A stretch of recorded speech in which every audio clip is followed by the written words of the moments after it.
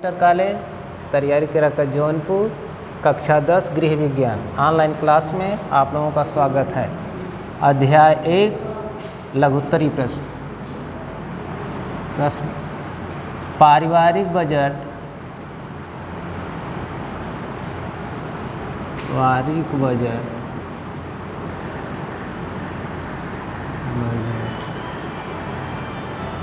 बनाने में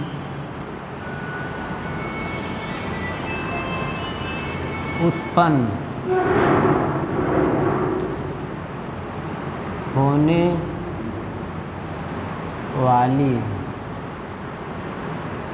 बाधाएं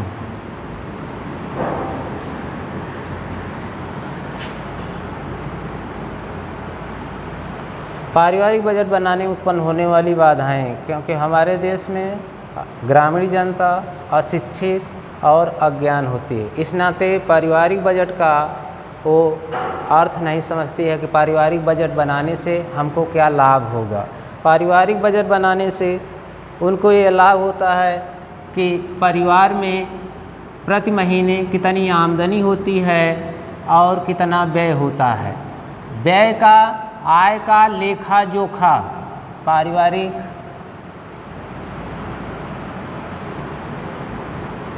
बजट में आय का लेखा जोखा रखा जाता है और अशिक्षा एवं अज्ञानता के कारण यहाँ की गृहिणियाँ आय व्यय का लेखा जोखा लिखित रूप में नहीं रख पाती हैं। इस नाते वह पारिवारिक बजट से अनभिज्ञ रहती हैं। पारिवारिक बजट है क्या, इससे लाभ क्या है। पारिवारिक बजट बनाने से परिवार की होने वाली आय और व्यय का लेखा जोखा तैयार किया जाता है। उसमें हर महीने यह देखा जाता है कि आगामी महीने में हमको कैसे बजट बनाना है और गत माह का क्या बजट है, उसका विश्लेषण किया जाता है। यदि हम शिक्षित हैं तो हम तो उसका लिखित रूप किन किन मदों में कितना पैसे हमने धन व्यय किया, और यदि हम लिखित रूप हमको नहीं दिया जाता है जब हम अशिक्षित हैं तो हम उसी तरह मौखिक याद करने की कोशिश करते हैं। 2-4 दिन 5 दिन 1 हफ्ते 2 हफ्ते के बाद ऑटोमेटिक वह भूल जाता है कि हमने किन किन मदों पर आने वाली इस महीने की आमदनी किन किन मदों पर हमने खर्च किया और कितना रुपए मेरे पास शेष बचा है। इसका कोई ब्यौरा हमारे पास नहीं रहता है लिखित रूप में, तो हम धन जैसे हमारे पास आता रहता वैसे हम खर्च करते चले जाते हैं। और जो धन हमारे पास जो अनिवार्य आवश्यकताएं हैं कभी कभी उनकी पूर्ति हो भी जाती है, कभी कभी नहीं भी हो पाती है। ऐसी स्थिति में वो करते क्या हैं कि जो हमको सामने लौकता है उसकी पूर्ति हम करते चले जाते हैं। अंततोगत्वा ऐसा भी स्थिति आती है कि समय हमारे पास धन ही नहीं बचता है कि मैं उन आवश्यकताओं की पूर्ति करें। ऐसे परिवेश में अशिक्षा एवं अज्ञानता ही पारिवारिक बजट बाधा उत्पन्न करने में पारिवारिक बजट बनाने में बाधा उत्पन्न करती है कि यदि हम शिक्षित रहते तो ऐसी स्थिति में हम पारिवारिक बजट का लिखित रूप देते, हम अपने धन को बराबर महीने भर के इनकम को देखते रहते कि हमको कितना पैसे हमने खर्च किया किन किन मदों पर, किन हमारे पास कितना अवशेष बचा है। जो अवशेष पैसा बचा है उसको हम किन किन मदों पर खर्च करें और कुछ उसमें से बचत करें। बचत किया हुआ धन आगामी आवश्यकता की पूर्ति के समय काम आता है। ऐसे परिवेश में यदि हम बजट तैयार कर लेते हैं, लिखित रूप देते हैं, तो पारिवारिक बजट का हमको लाभ मिलता है। जब हम लिखित रूप नहीं तैयार कर पाते हैं तो हमारा धन व्यय हो जाता है महीने भर का और हम उसका लाभ नहीं ले पाते। दूसरी हेडिंग होगी इसमें परिवार में प्रचलित कुरीतियां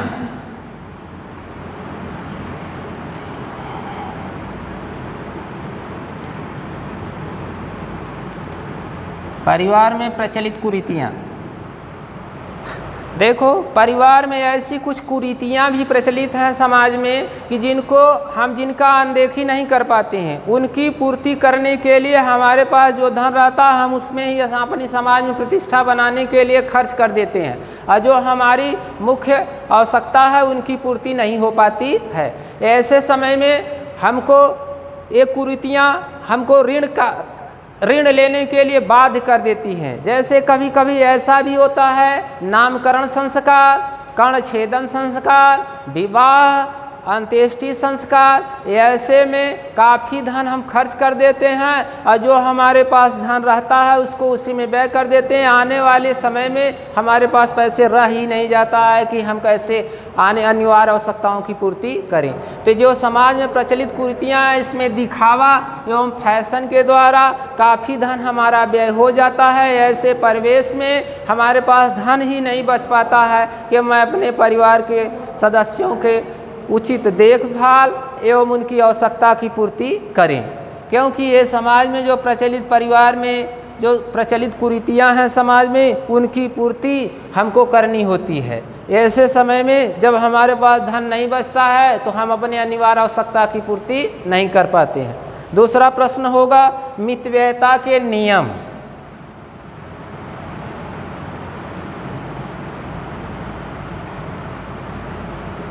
मितव्ययता के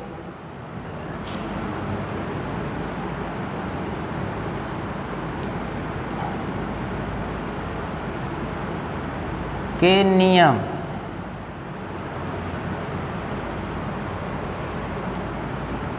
मितव्ययी का अर्थ होता है अनावश्यक व्यय से बचना, अनावश्यक व्यय न करना। इसको कंजूस नहीं कहा जाता बल्कि मितव्ययी कहा जाता है कि जो धन है हमारे पास उसका हम लेखा जोखा तैयार करके उचित व्यय करें, अनावश्यक व्यय से हम बचें। ऐसे में आवश्यकता अनुसार वस्तुओं की खरीदारी नंबर 1 हेडिंग होगी।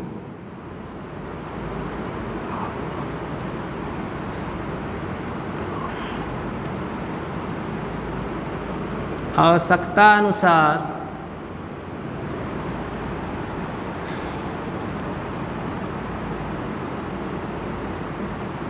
वस्तुओं की खरीदारी।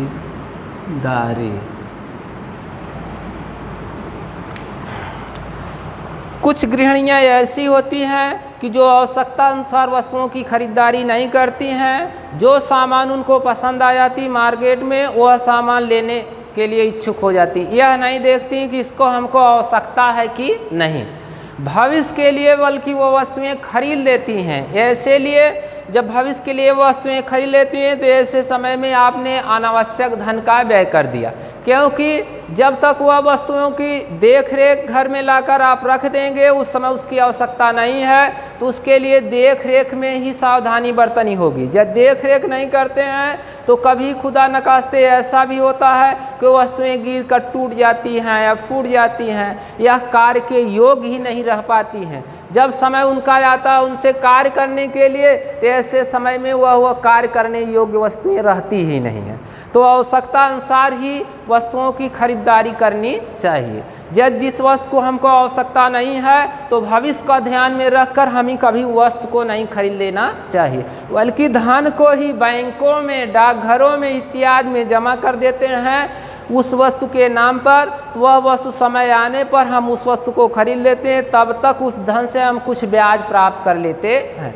जब हम ब्याज प्राप्त कर लेते हैं तो वह धन वह वस्तु मान लिए आने वाले समय में भविष्य में महंगी भी हो जाती है, तो मूलधन और ब्याज मिलाकर हमारा वो मिल जाता है वह वस्तु उतने में। ऐसे समय में हमको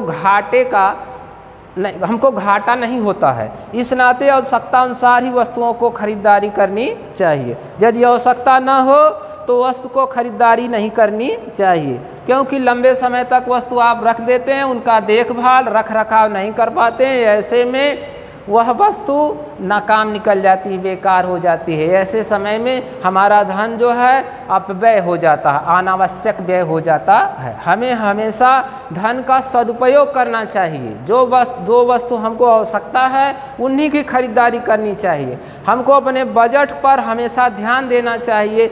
जो हमारा बजट है, सबसे बढ़िया बजट माना जाता है बचत का बजट। जो बजट हम बनाते हैं, जो आय है हमारी, व्यय करें, व्यय करने के बाद बचत किए। बचत किया हुआ धन आकस्मिक आवश्यकता के समय काम आता है, क्योंकि युवावस्था में व्यक्ति उसी तरह सक्रिय रहता है। युवावस्था की गई बचत वृद्धावस्था का संबल बनती है, सहारा बनती है। धन का नगद भुगतान दूसरी टॉपिक इसमें होगी।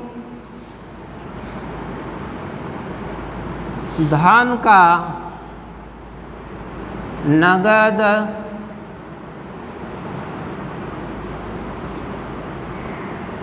भुगतान।